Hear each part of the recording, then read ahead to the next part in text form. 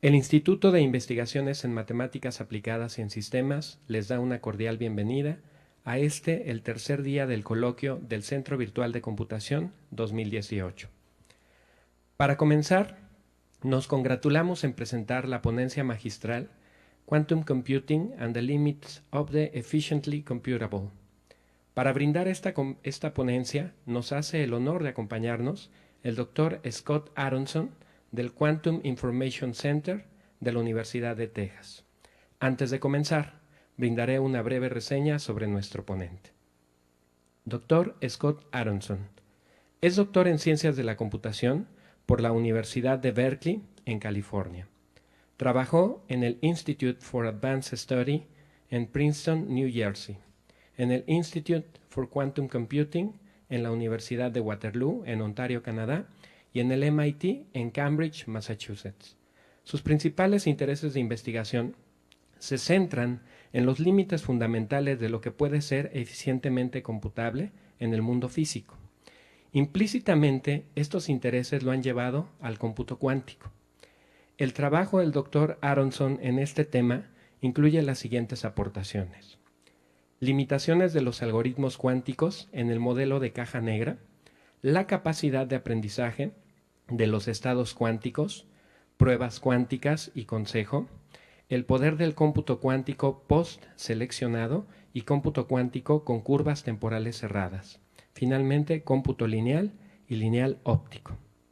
Actualmente labora como profesor de Ciencias de la Computación en la Universidad de Texas y es director fundador del nuevo Centro de Cómputo Cuántico de la misma universidad. Sin más que agregar, démosle una cálida bienvenida al Dr. Scott Aaronson.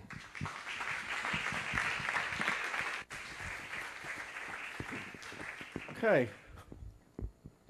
All right. Well, muchas gracias for inviting me here and for the for the kind introduction. I was proud of myself that even though my Spanish is so poor, I could more or less follow that. So I wanted to, and thank you for coming so early in the morning also. So I want to tell you about quantum computing, which is my main interest, and the limits of efficient computation more generally. Now, when I did and you can find survey articles and many other things if you want to learn more on my homepage. Now, when I did a Google image search for a quantum computer, this is one of the first things that came up. I'm a theorist. I'm not an engineer. I don't build the quantum computers. And even when they take me on a tour of the lab, they're very, very nervous that I'm going to break something. Okay, but I don't think that this is what they look like. Okay, so, the labs I've seen haven't looked quite like this, but my starting point will actually have nothing to do with quantum mechanics. It's just, what are the ultimate limits of computation? So, we've become very used to Moore's law, which says that just about any measure that you can name of computing power has been increasing exponentially with time since the computer industry really started in the 50s or 60s. Number of transistors, the number of clock cycles, amount of memory, and so on. Okay, we know that this cannot continue forever. Okay, and in fact, by many metrics, Moore's law has basically already stopped. Right, the transistors are no longer getting much smaller. For example, now if you want more speed, people have to resort to using more and more cores or more parallel processors. But there are limits to that as well because of things like communication latency. Okay, so you could ask, where is all of this going? Well, I have many friends, especially who I talk to whenever I visit the Bay Area, who think that, well, this this may end, but not before we're able to build computers that exceed the raw processing power of the human brain. Right? We're not quite there yet, but by some measures of processing power, we may be there within the next decade or so. And many of them say, well, it should just be at that point a matter of running a deep network on the on the GPUs and the sort of cloud computing resources that will be available in 10 years, and we see no reason why you won't then get a super intelligence that will maybe even exceed the power of the human brain. Right? What happens then? Well, of course, the robots taking over the world. Now, I don't know if this will happen or not. I actually have a bet against a friend that this will not happen in 10 years. I was very surprised that he was willing to take this bet, because I feel like in any world where I would have to pay the bet, that having to pay it is the least of my worries. Okay, but in any case, even if AI does come and exceed the intelligence of humans, to a theoretical computer scientist like me, in some sense, that's not even so interesting.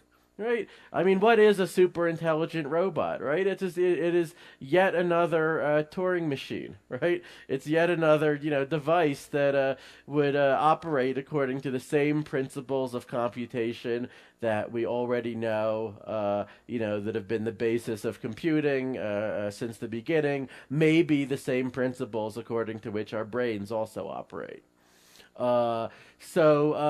What this talk will be about is sort of, can you go beyond that? Do the laws of physics allow you to do computation in any way that really exceeds what could be done even in principle with computers that we have now? Okay, now there are sort of fundamental beliefs about that question that have been at the heart of computer science since its beginning.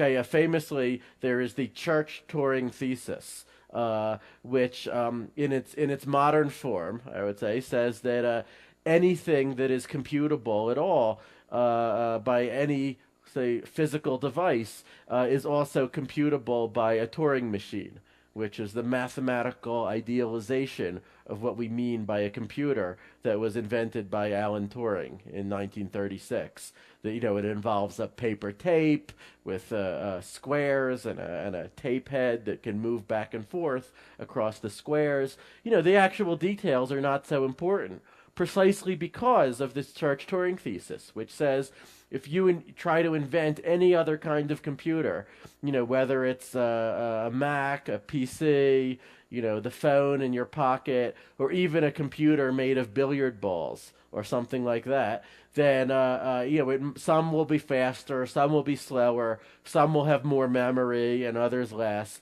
But fundamentally, they can all simulate each other's operations, right? It is all the same kind of soup, right? They can all emulate each other.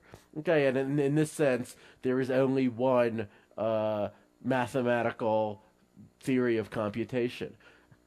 I mean, when I first learned this, like as a teenager who learned about programming, this completely blew my mind. It was like learning where babies come from. Okay, why didn't anyone tell me earlier? Okay, but now going even further, there's what we could call the extended Church-Turing thesis, or the polynomial time Church-Turing thesis, which says that not only can all of our different notions of what a computer is simulate each other, and in that sense are equivalent to each other, but the simulations are reasonably efficient. Okay, they may induce what we call a polynomial overhead, meaning something that takes linear time on one type of computer might take quadratic time on a different type of computer, but it's not going to require exponential time. Meaning the number of steps. We're talking about how how rapidly the number of steps grows as a function of the size of the input that you're given, right? And we're very, very interested in computer science and what can be done in a number of steps that increases only like a polynomial function in the size of the input, like only linearly, only quadratically. That is our sort of rough approximation to what can be computed in a reasonable amount of time. Like, let's say, before the end of the universe. Okay, if something takes exponential time, then very, very quickly, even when you got to inputs of size 1,000, you could easily, have a computation that would could never be completed before the whole universe had degenerated into black holes and radiation. Okay, so we don't want that, right? And this extended Church-Turing thesis said, well, anything that could be done efficiently with one type of computer could also be done efficiently with another. Okay, so to give you a foreshadowing, quantum computing does not challenge the original Church-Turing thesis, right? Everything that is computable by a quantum computer is also computable by an ordinary classical computer. But it does severely challenge this extended thesis.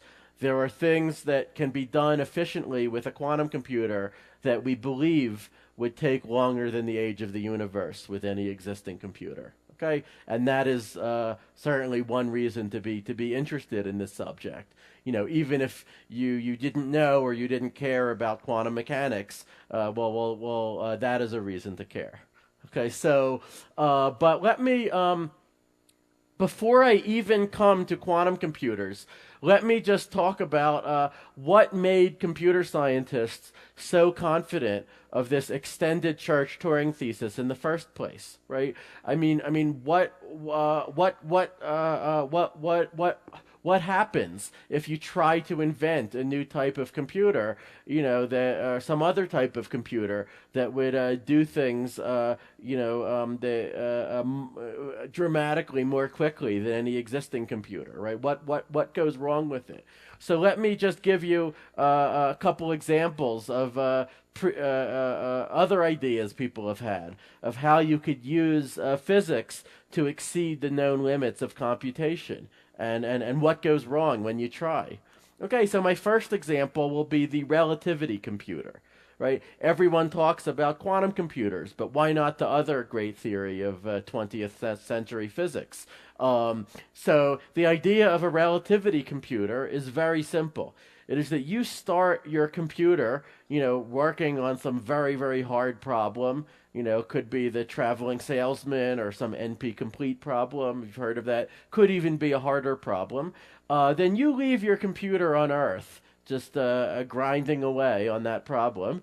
Then you board a spaceship, okay? And you accelerate the spaceship to very, very close to the speed of light. You fly around for a while, and then you decelerate, and you return to Earth. Okay, now, Einstein tells us that in Earth's frame of reference, billions of years, may have now passed, right? So all of your friends are long dead. Civilization has collapsed. If it didn't already collapse in 2020 or so, I'm a little worried that our president is going to do that. But if you can still find your computer and if it's still connected to a power source, then you can find the answer to your hard computational problem. So to me, this raises an immediate question, which is why doesn't anyone try this? I mean, if you're worried about your friends, then just bring them on the spaceship with you, right? So I think there's actually a very, very interesting answer to what is it in fundamental physics that would rule this out, and the answer has to do with the amount of energy that it would take to accelerate to relativistic speed. Okay, you can do a calculation which says that if you wanted an exponential computational speed up by this sort of means, then you would need to get exponentially close to the speed of light. Right, like c minus 1 over exponential. Okay, and to do that would require an exponential amount of energy. So in effect, we've traded one exponential resource for another one, right? We now have to worry about, well, don't you need to spend exponential time just fueling up your spaceship before it takes off, right? Where do you find an exponential amount of rocket fuel? Or maybe, you could find some super compressed fuel, but that leads to problems of its own. So it's a beautiful example of how if you look at only one or two laws of physics in isolation, it can look like you get so-called hypercomputing powers, computing powers that would exceed what a Turing machine can do. But you really need to look at all of the laws of physics that we know together. Okay, so another such example is what I'll call the Zeno computer, after Zeno's paradox. Now, this is simply a computer that would do the first step of its computation in 1 second, the second step in half a second, the third in a quarter second, the fourth in an eighth of a second, and so on, so that after 2 seconds it would have done infinitely many steps. Okay, that would be a very powerful computer. It could even solve the halting problem, for example, deciding whether some program would ever stop running. That would mean it could could tell you the truth or falsehood of the Goldbach conjecture and the Riemann hypothesis, many other famous questions in mathematics, because it could check infinitely many cases in only 2 seconds. Okay, again, well, why doesn't anyone try to build that? Well, in some sense, there are people who try. There are people who overclock their microprocessor, right, and run it much faster than the recommended speed. But some of you might know the danger in doing that, which is that if you run your processor too fast, it will melt. Okay, this is why computers have fans in them, right? And there used to be supercomputers that were actually cooled with liquid nitrogen or liquid helium, so they could be run much faster. I don't think that's very economical today. Okay, but again, you could ask, what are the ultimate limits to this sort of thing? Well, as you wanted to run your processor faster and faster, it would need more and more cooling. Okay, the cooling would once again cost more and more energy, right? We again see energy as a limiting factor. Okay, now, once your computer was running fast enough, you might as well forget about the cooling and just talk about the energy that is inherent in the computation itself. Okay, now, so is there a limit? Well, according to known, we don't know exactly, but according to known physics, it seems yes. Namely, if you wanted to run your computer faster than 1 step per Planck time, okay, which means 10 to the 43 steps per second. The simplest model of such a computer would be, let's say, a photon that would bounce back and forth between 2 mirrors that were only 1 Planck length apart, so 10 to the minus 33 centimeters. Okay, but now if you calculate the energy of such a photon by E equals hv, Planck's equation, then what you find is that the energy of that photon would exceed its own Schwarzschild radius. Okay, for those who don't know, that is just a fancy way of saying that your computer at that point would collapse to a black hole. Which I've always liked as nature's way of telling you not to try something. Okay, but what about quantum computing? You knew from the title that it was coming. These are supposed to be some spin 1/2 quantum particles. Again, I don't think that's really what they look like. Okay, now, in order to explain what a quantum computer is, because when you first read about it in the popular press, it sounds almost as crazy as those other things that I just described, right? It sounds like science fiction. And yet, we know that there are today experimental groups all over the world, at Google, at IBM, at Microsoft, at university labs all over the world, who are spending considerable money right now trying to actually build this, right? So what is the difference? Why is this more realistic or less science fictional? Well, to explain it, I need to tell you something about what is quantum mechanics. And here you might be worried because, the physicists, I think, for generations managed to convince everybody that quantum mechanics is really complicated and really hard. Right, that you'd have to study for many years and understand the wave functions of the hydrogen atom and all these very using very complicated integrals and differential equations, and then maybe you could understand. But if not, then just accept that particles are in many different places at the same time, and nothing is definite until you look, and everything is crazy, and there's spooky action at a distance. Okay, well, I think that it is actually, because I'm not a physicist, I can let you in on the secret, which is that quantum mechanics is actually much, much simpler once you take the physics out of it. Okay, the way that we tend to think about quantum mechanics today in quantum computing and quantum information is that it is just a certain generalization of the rules of probability themselves. Okay, so if you like, it is it's almost a level beneath physics. It is like an operating system that the known laws of physics run on as application programs.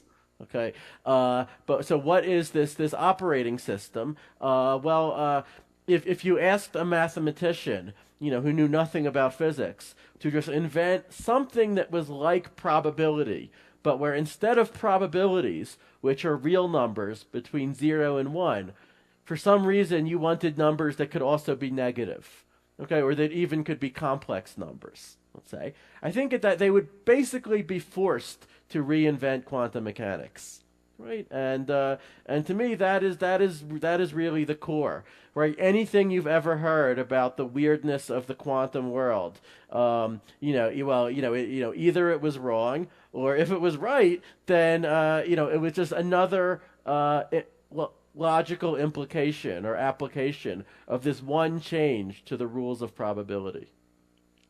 Okay, so the most famous illustration of the new rules of probability, well, new since 1926, let's say, is what is called the double slit experiment.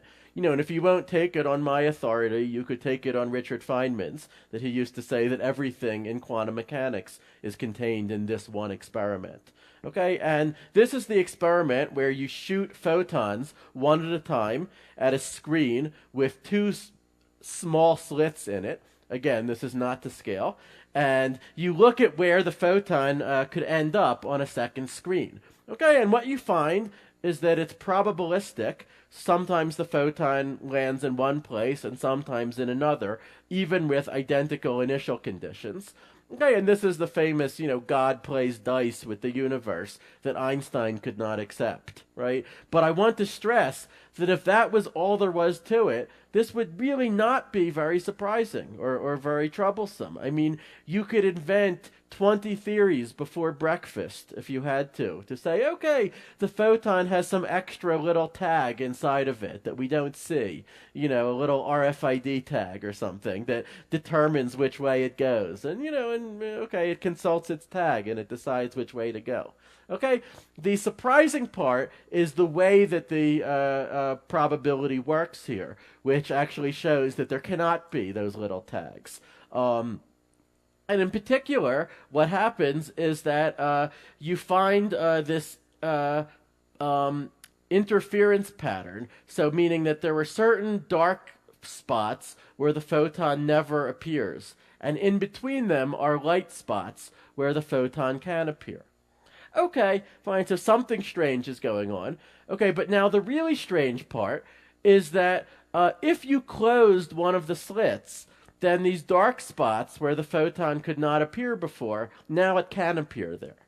Okay, so again, by decreasing the number of paths that the photon could take to reach a spot, you can increase the chance that it gets there. Okay? And even worse, if you now say this is crazy, so you set up so you watch to see which slit the photon goes through, then again, that changes things. Okay, then you can see the photon even in these dark places. Okay, you stop looking, and then the interference reappears, and then you don't see it. And then it never lands in those places. Okay, now so people often discuss that by saying, that the act of observation changes, the observed system. It forces it to become classical. But now I hasten to add that this effect has nothing itself to do with human consciousness, right? It's not important if a human is looking, or even a dog or a frog or anything like that. What matters is whether the information about which slit the photon went through has leaked out into the external world in any way, whether it's gotten recorded in any other degree of freedom. If that happens, then the state reverts to being classical. Okay, and by the way, that effect is called decoherence, and it is also the central reason why it is so hard to build quantum computers as an engineering problem. Okay, because if you like, the rest of the world, the environment, is constantly trying to measure your computer, is constantly interacting with it, and those interactions force the state to be classical again. Okay, but when you have a system that is perfectly isolated, like a photon that is not interacting with anything else, then you do see this interference pattern.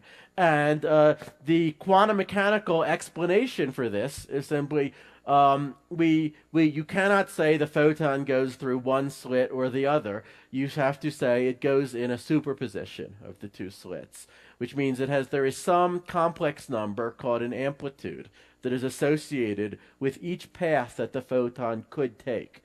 Okay, and to find the amplitude is related to the probability that you'll see something. We'll discuss that. But to find the final amplitude of some event happening, you have to add the amplitudes for all the ways that it could happen. Okay, and the result is that if a photon could reach a spot from one path with a positive amplitude, and also from a different path with a negative amplitude, then those two contributions can, as we say, interfere destructively and cancel each other out, with the result being that the photon is never observed there. Okay, if you close off one of the slits, then the amplitude is only positive or only negative, and that means that it can be observed. Okay, so that is what's going on here. So to be a little bit more precise, the central claim that quantum mechanics makes about the world is that if you have any object at all, and this could even be something like us or like a cat, but because of decoherence, we typically only notice this on the scale of atoms and molecules. Okay, but if you have any isolated object, let's say, that can be in two perfectly distinguishable states, being a computer scientist, I'll call the states 0 and 1. Okay, so this is what we call a quantum bit or a qubit. Okay, and physicists like to denote qubits with these funny angle brackets. They're called the Dirac-Ket notation. Okay, but this is really just a notation for, we think of these as two different orthogonal vectors. Okay, 0 and 1. Right, and orthogonal at right angles means perfectly distinguishable in quantum mechanics. Okay, but then quantum mechanics says that the system could then also be in any linear combination of the two states, which you could write like this: A0 plus B1, right, a weighted sum of the two states, where A and B are complex numbers called amplitudes, and they satisfy a normalization law that the absolute value of A squared plus the absolute value of B squared equals 1. Okay, so what are the possible states of one qubit? Well, if we looked at real amplitudes only, for simplicity, right, forget about the complex part, then we just have A squared plus B squared equals 1, which you may recognize as the equation of the unit circle. Okay, so these are the possible real states of one qubit, right? We have 0, we have 1, but we also have arbitrary superpositions of the two, like this state, 0 plus 1 over square root of 2, which is like an equal mixture of 0 and 1. You know, we could also have states that were mostly 0, but only a little bit of 1, like over here or over here. Okay, now, if you were to measure this qubit and ask it whether it is 0 or 1, then you force it to make up its mind. Okay, and then the rule is that it tells you that it's 0 with this probability, like a squared, and it tells you that it's 1 with probability b squared. Okay, and furthermore, it then collapses to whichever outcome you see. So if it said that it's 1, and you ask it a second time, well, then it's sticking with its story. It just still says that it's 1. Okay, so your interaction with the qubit has forced it to decide one or the other. And at its core, quantum mechanics is a way of calculating the probabilities, you know, that you're going to see these different outcomes as the absolute squares of the amplitudes. And I should say that, you may wonder, what is this qubit? And, just like in classical computer science, if you're writing a program, right, you don't have to think about the transistors, right, and that these variables that you're creating are actually voltages somewhere, inside the microchip. Okay, this qubit could be many different things. It could be an electron that could be either in its ground state or in a first excited state. It could be a particle that is either spinning clockwise or spinning counterclockwise. It could be a photon that is either horizontally or vertically polarized. Right? So, there are many, many different degrees of freedom in physics that could be used as a qubit. Okay, now what is the idea of quantum computing? Well, if you have, now we ask what happens when there are not just one qubit, but many qubits. Okay, and then, a key fact about quantum mechanics is that in general, you cannot write a state of several qubits by simply saying this qubit is in this state, that one is in that state, and so on. Okay, instead, it might be that the qubits are correlated with each other. Okay, the quantum mechanical version of correlation is called entanglement. Okay, so the simplest example of entanglement would be if I have two qubits, then maybe there is an equal amplitude for both qubits to be in the state 0, 0, or for them to be in the state 1, 1. Right? That would mean that if I measure one qubit and I see it in the state 0, then immediately I know that the other one is in the state 0, right? And likewise, if I find one of them in the state 1. Okay, this is what Einstein called the spooky action at a distance that he could not accept about quantum mechanics. But again, I hasten to add that, contrary to a very common misconception, this does not let you send a message faster than light. Okay, and the reason, that's actually a theorem in quantum mechanics, and the reason is that basically you don't get to control whether the outcome is a 0 or a 1, right? You just see that it's one or the other, but you don't get to choose. Okay, so it does let you do certain tasks that cannot be done if the qubits were only correlated in the classical way. That was a famous discovery of John Bell in the 1960s. And then the experiments were actually done starting in the 1980s, and they have proved that this, entanglement is a real phenomenon in the universe, and it is not just classical correlation, right? It is really, involves these amplitudes.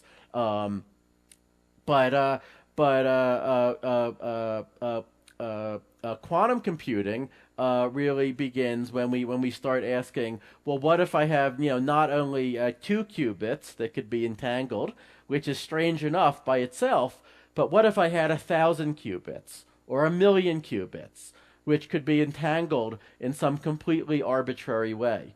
Okay, and in that case, what the rules of quantum mechanics tell you, and they have said this since 1926, right? And yet it is only in the last few decades that people really started to appreciate the implications of this. Okay, what they say is that to write down the state of, let's say, 1,000 entangled qubits, you need 2 to the 1,000th power complex numbers. Okay, you need one amplitude for every possible configuration of all 1,000 of these bits. So for every 1,000-bit string. Okay, that is more information than could be written down explicitly in the entire observable universe. Okay, and yet quantum mechanics is telling you that just to maintain the states of 1,000 little particles, nature somehow has to maintain these 2 to the 1,000 complex numbers, these amplitudes, on some scratch paper, that we don't see. Okay, and every time something happens to these particles, that nature has to cross off all of these numbers and replace them by new numbers. Right? That is a staggering amount of work for nature to be going to just to compute the world that we see. Okay, and the chemists and physicists have known about this for generations in some sense. They've known it mostly as a practical problem, right? That if you're trying to simulate some, molecules on your computer in order to learn about chemistry, the complexity of the simulation increases exponentially. It could double or worse with every particle that you add. Okay, this is why quantum chemistry is so hard, right? Because beyond the very smallest molecules, it just becomes infeasible to keep track of everything, even with the most powerful supercomputers that we have today. Okay, now the chemists and physicists have invented many, many approximation methods and tricks to try to get around this in practice. And the better approximation methods have even been rewarded with Nobel Prizes. Okay, but the general problem was, this exponentiality was never solved. Now, it was only in the early 1980s that a few physicists like Richard Feynman and David Deutsch had the amazing thought that, well, why not take that lemon and make lemonade from it? Okay, why not turn this on its head? And if nature, quantum mechanics, is so hard to simulate with existing computers, then why not build computers that themselves would be made of qubits and that themselves could take advantage of this exponentiality of amplitudes and this entanglement and interference. Okay, well, of course they then face the question, supposing that you built such a computer, what would it be good for? And at the time, they really only had one answer to that question, which is such a computer would be good for simulating quantum mechanics itself. Now, when and if we actually get quantum computers, I still think that might be the most important real application that they would have. Right? This is something with enormous applications. Anytime you want to, if you want to understand like how superconductors work, maybe build high temperature superconductors. If you wanted to design better solar cells with more efficiency, if you wanted to understand the chemical reactions like the ones that make fertilizer, right? These are all many body quantum mechanics problems, that are of enormous commercial interest, right? Many billions of dollars. And if a quantum computer could give you new insight into any of these, then that could sort of itself pay for this field. Okay, but still, the question stands, well, can a quantum computer help you to solve any problem that is not itself about quantum mechanics? Right, and that's really what would make computer scientists more interested in this. Okay, so now the famous discovery that really, made most of the world interested in quantum computing was the result of Peter Shor from 24 years ago, which says that if you built a quantum computer, then it could factor integers efficiently. Okay, it could factor an n-digit number in actually something like n squared steps, whereas the the best known classical algorithms use a number of steps that increases exponentially with n, or actually with the cube root of n. Okay. Now, why is that such an important problem? Well, for better or worse, the security of almost all of the cryptography that we currently use to secure the internet is based on the belief that factoring is a hard problem. Right, anytime you see the little padlock icon on your web browser, right, you are relying on factoring being hard, or some closely related problems being hard in order to secure your data. Okay, so Shor's discovery made many people interested in quantum computing who had not been, so the NSA and so forth. Okay, now, of course, people then ask, well, so where are we toward actually building a quantum computer?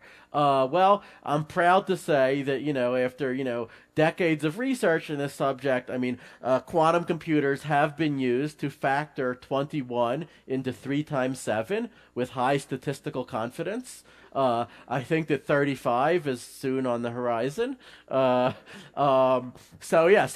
scaling this up, is very, very difficult, as I'm sure you've heard. The main reason being the decoherence. Okay, that somehow to build this, you need to keep your qubits incredibly well isolated from the external world so that they maintain their quantum superposition state, without it collapsing. Okay, but then also the qubits have to be very strongly interacting with each other. And not only that, but in a precisely arranged way to do your computation.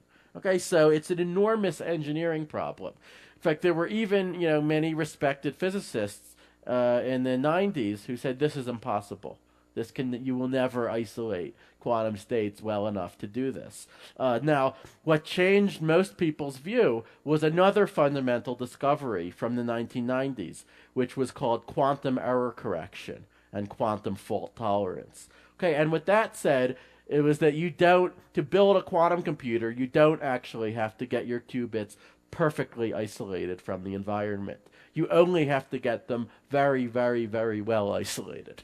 Okay, and once the level of decoherence and of interaction is low enough, then you can use very, very clever quantum versions of error correcting codes to take one logical qubit and encode it across the collective state of many physical qubits in such a way that if any one or any few of the physical qubits are to leak into the environment, then the information you care about can still be recovered from the other qubits.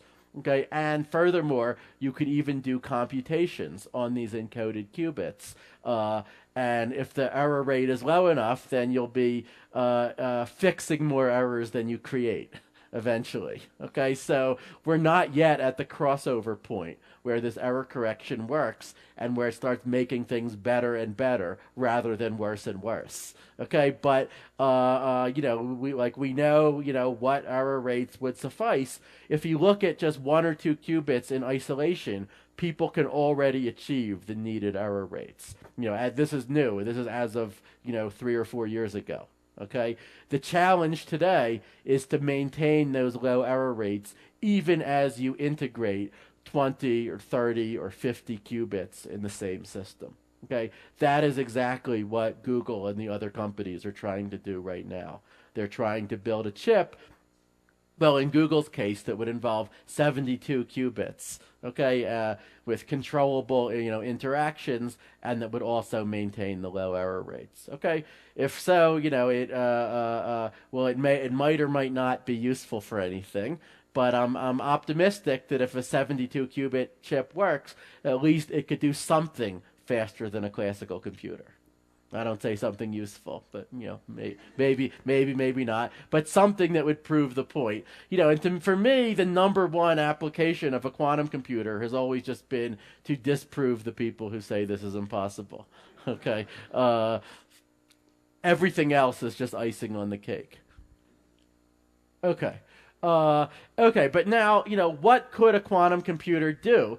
There's a very, very common misconception in almost any popular article that you'll read about this subject, okay? And the misconception says, well, look, a classical computer just tries one possible answer at a time, right? Because it's made out of classical bits.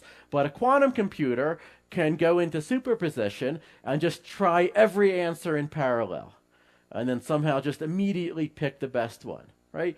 If this was true, well, that would be really amazing. That would sound just like those science fiction computers that I told you about before, right? It would also mean we wouldn't have to think so hard about, what to do with a quantum computer. You just try every answer in parallel, okay? But unfortunately, it is not so simple, okay? And let me explain why, okay? It is true that with a quantum computer, you could easily create a superposition over all the possible answers to your computational problem, which could be, say, the traveling salesman, some problem of, optimizing a flight schedule, or solving a Sudoku puzzle, or, any problem with some immense number of possible solutions. Okay? You could create an equal superposition over every possible answer. The problem is that for the computer to be useful, at some point you need to look at it. Okay, you need to measure its state.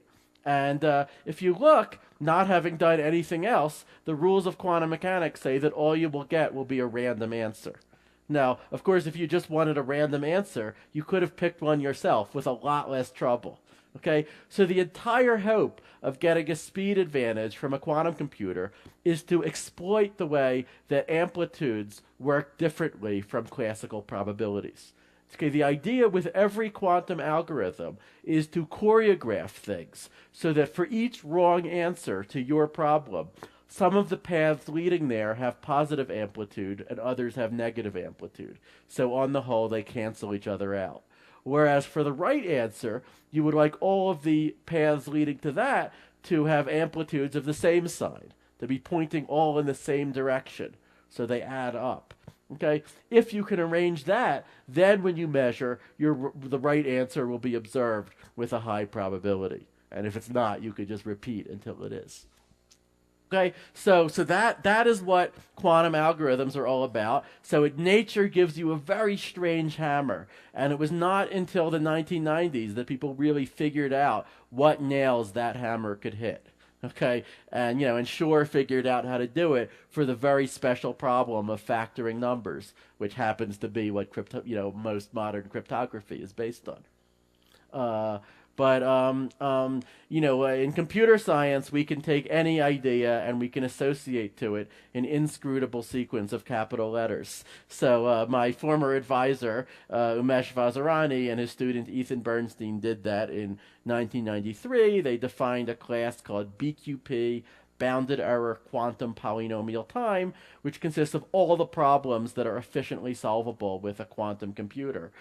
So Shor showed that the factoring problem is in this BQP class. It generalizes the classical P of what you could efficiently solve with a classical computer. I drew it with this wavy boundary because everything quantum is spooky and weird, right? But importantly, today we do not believe that BQP contains all the famous NP-complete problems, which are sort of the holy grail of computer science, right? And that would include, the traveling salesman and, most of what you want to do in industrial optimization. Okay, so it looks like there are also problems where even a quantum computer would need a long time in order to concentrate the amplitude on the right answer. Okay, so factoring is not thought to be one of these NP-complete problems. It has very special structure that makes it so useful for cryptography, but that Shor was also able to take advantage of to solve it with a quantum computer. And today a major research area is to invent new forms of public key encryption that would give us the same advantages, but that would be hard to break even with a quantum computer. And there are some good candidates for that. Okay, but the real, so one of the biggest questions we ask in this field is, well, how much can a quantum computer help you for solving NP-complete problems? Okay, and we know something about this. There's another famous quantum algorithm called Grover's algorithm. Okay, and what this does is that anytime you have a space of n possible solutions to a problem, and you can check each solution to tell whether it's correct, then a quantum computer can find a correct solution, if there is one, in about the square root of n steps. Whereas classically, of course, you would need about n steps if, all you can do is guess solutions randomly. Okay? So, but we also know that in this abstract setting, Grover's algorithm is the best that you can do, even with a quantum computer. Okay? So if you don't know any more about the structure of your problem, then even a quantum computer will need square root of n steps. So if n is 2 to the 1,000 power, then square root of n is 2 to the 500 power. Right? So it's better, but it's still very large. So what this means is that if there is a fast quantum algorithm for NP-complete problems, it will need to somehow exploit their structure. Okay, so this brings me to the last thing I'll talk about, which is that there is a famous proposal for a quantum algorithm that would try to exploit the structure of NP-complete problems to solve them faster. It's called the adiabatic algorithm. It's if you've heard of simulated annealing, it's sort of like a potentially quantum-enhanced version of that. So it's not an algorithm where we know how to prove theorems, showing that it always works, but maybe it sometimes works. Okay, so some of you may have heard that there is a company called D-Wave that spent hundreds of millions of dollars and got a lot of popular press for, building special purpose quantum computers, which actually already have about 2,000 qubits to try to run this adiabatic algorithm. Okay? Unfortunately, now, experiments, D-Wave sold a few of these machines. Experiments have been done on them, and they do not seem to be giving a speed up over a classical computer. Okay, many of us predicted that from the beginning, but no one was listening to us. Okay, now there are it could be that the qubits in this machine are just not good enough. They don't maintain their quantum state for long enough. But in addition, even if you had a perfect quantum computer, we don't really know how much speed up you could get by this adiabatic algorithm. The running time depends on something called the minimum spectral gap.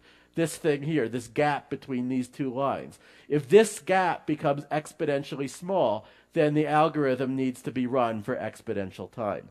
Now, Ed Farhi, who is the inventor of this algorithm, tells a wonderful story that he once went to an expert in condensed matter physics because they have lots of experience with these spectral gaps. And he said, based on your experience, do you think that our gap will be decreasing polynomially or exponentially with the size of the problem? And the expert thought about it. He said, I think it will decrease exponentially.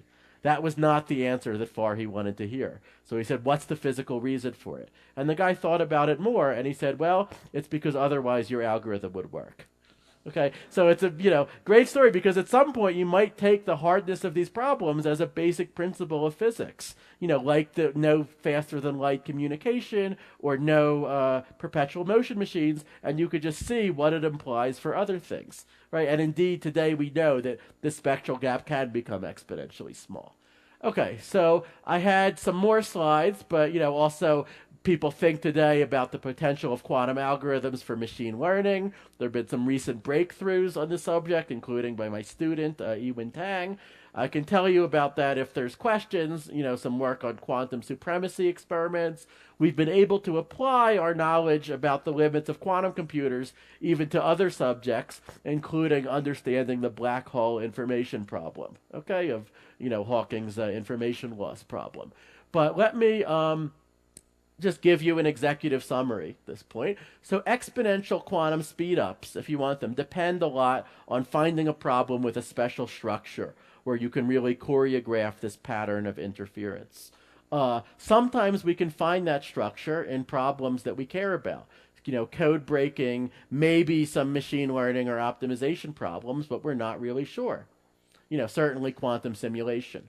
we can also find smaller Grover-like or square root speedups for a much wider range of practical problems. Optimization, planning, constraint satisfaction.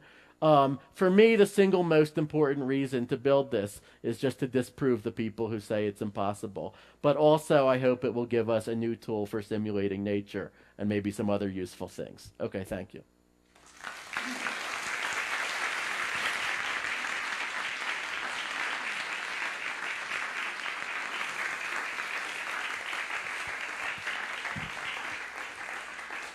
Dr. Scott, thank you for such an interesting talk. Todavía tenemos 5 minutos para preguntas y respuestas. ¿Alguien tiene alguna pregunta que quiera expresar? Moshe? So, essentially,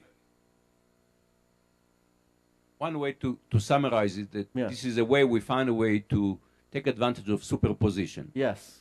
What about entanglement? Is there a way to take advantage of entanglement? Well, so pretty much every quantum algorithm is also taking advantage of entanglement, right? And that is part of the story of what's happening. No, but I want spooky action at a distance. Oh, that. Okay. Well, I mean, so entanglement can be used, yes, to do certain tasks that are that you can't do classically, right? I mean, in some sense, that is exactly what Bell discovered in the 60s. For a long time, his discovery was considered completely useless, right? It is, only, it is important because it proves the reality of entanglement in our universe, right? But there's no reason why you actually need to do the measurement that, violates his inequality. 10 years ago, we learned that it actually is useful for something. For example, it is useful for generating cryptographically certified random numbers, which is something I talked about yesterday. But Turing machines are based, the one essential idea of Turing machine is local updates. Right. Locality is very important Turing machines. Yes. Can we build Turing machines using entanglement that have this far away update and somehow will get speed up from that? So the problem is that, quantum mechanics involves this entanglement, which is very non-local, but then the updates that happen only affect 1 or 2 qubits at a time. And if you're only looking at the other qubits, then you will not see the effect of those updates because of this no communication theorem, the fact that entanglement cannot be used to send messages. Okay, so you can absolutely define a quantum Turing machine. In fact, that is exactly what Bernstein and Vazirani did in their seminal paper in 1993. They defined a Turing machine with a superposition over different, sets of strings on its tape. So, the tape head was also in a superposition of locations, entangled with the memory content, and so forth. Today, we normally just dispense with that, and we just talk about a classical algorithm that outputs a description of a quantum circuit, because that is just a much simpler way to talk about it, and Yao proved a theorem that says that it is polynomially equivalent. Okay? But,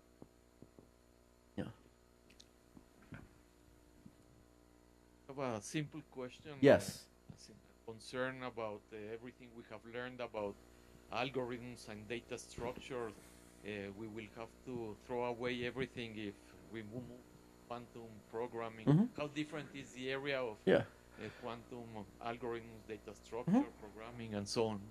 Yeah, that's a great question. I mean, people have been thinking about this subject for more than 20 years now, right? And I would say that for a long time, a reliable strategy for generating a paper was to just take any topic in computer science whatsoever, data structures, communication complexity, Byzantine agreement, could be, authentication, could be anything at all. Just put the letter Q in front of it and then see what happens, right? And sometimes, something totally new happens, and that's interesting.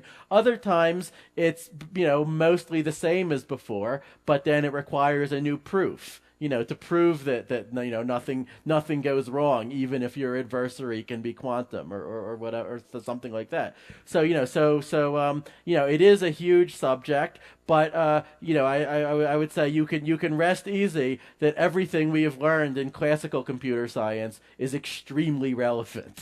Okay, you know, because often what you do is you start with a classical algorithm and then you say, how could I use quantum to speed up some part of it? Like, could I use Grover's algorithm inside of it to speed up some you know, step in the algorithm? Or, you know, you just say, well, let's just take the known classical protocols and we use them as our starting point. Say, are these protocols still sound in a quantum world, right? And there is a small field of quantum data structures, right? And how do you organize things in a quantum memory? You know, there's not, and I think, you know, for the most part, you know, we've seen a lot of the same sort of limitations as you would have with classical data structures, right? Because, you know, with qubits, it's not like you get this magical random access that you can just access any component of your superposition, right? You can only make a measurement that gives you this probabilistic outcome by this, you know, defined rule. And, you know, your only choice is that you can choose in which basis to make the measurement. Okay, so it's a very, you know, subtle thing. You can sometimes use it to store information in better ways in special circumstances for special problems, and I'll be happy to tell you more about that on offline if you'd like. But then, you know, even to get those sorts of advantages, you would, in addition to a quantum computer, you would need a quantum memory. Right, you would need a memory that could, let's say, store, you know, enormous numbers of qubits and, you know, and give you random access to them.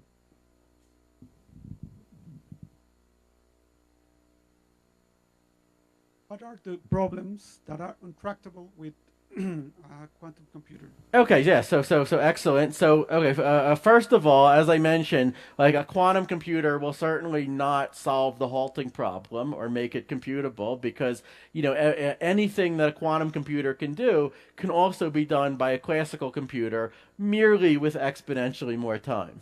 Okay, so it doesn't change computability.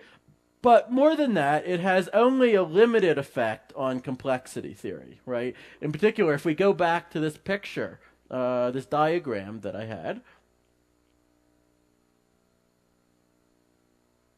so the NP-complete problems are the big, huge example of, you know, the problems that we don't think a quantum computer gives you an exponential speed up for, right? And that includes most optimization problems that people try to solve in real life. As far as we know, we can get a quadratic speed up for these problems using Grover's algorithm. But more than that, we don't really know. Maybe the adiabatic algorithm will sometimes give you a bigger speed up, but it's not going to do it in every case, right? It's just like classical heuristics. You'll probably have to just try it out and see, you know, see empirically how well it does. Okay, so we will still be up against the monster of NP completeness. Okay, but, you know, even beneath that, there are other problems that are not thought to be NP complete, like finding short vectors in lattices. Or people have thought about it for 20 years, but still nobody has found a fast quantum algorithm for that. That is why many people believe that cryptography based on lattices may be a very attractive thing for us to switch to if quantum computers ever come along and they break our existing cryptography, right? We could switch to lattice-based encryption, which at least seems secure even against quantum computers, you know, so far. Okay. Also, graph isomorphism is another famous problem that, well, we now know how to solve it in quasi-polynomial time with a classical computer, but we really don't know how to do any better even with a quantum computer. And that's even though people have now thought about that for 20 years. Excuse me? Yes. Yes, so that's another very interesting region. So as far as we know, well, we don't know whether BQP is contained in NP. We don't know, right? If it isn't, that would mean that there are problems that a quantum computer could efficiently solve, but where a classical computer could not even efficiently check the answer, let alone finding it. The only way to check the answer would be using another quantum computer.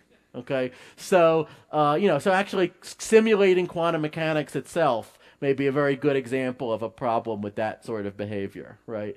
It's not exactly a decision problem or a language, but it's a problem with this sort of behavior. If you are willing to talk about sampling problems, which are what I discussed in my talk yesterday, then we have excellent evidence that there really are problems with this sort of behavior.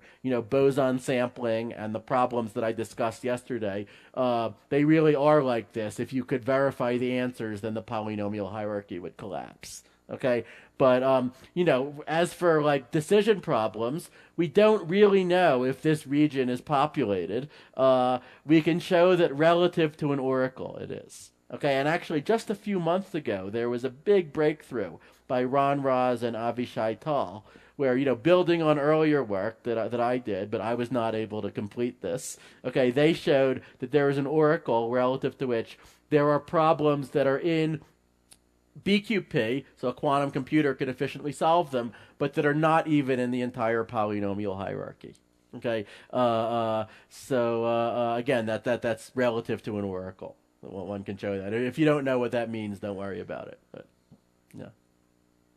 Well, okay. Well, what it means is that there is some evidence that quantum computers could still get an advantage over classical computers, even in a hypothetical world where P was equal to NP. That's a way to think about it.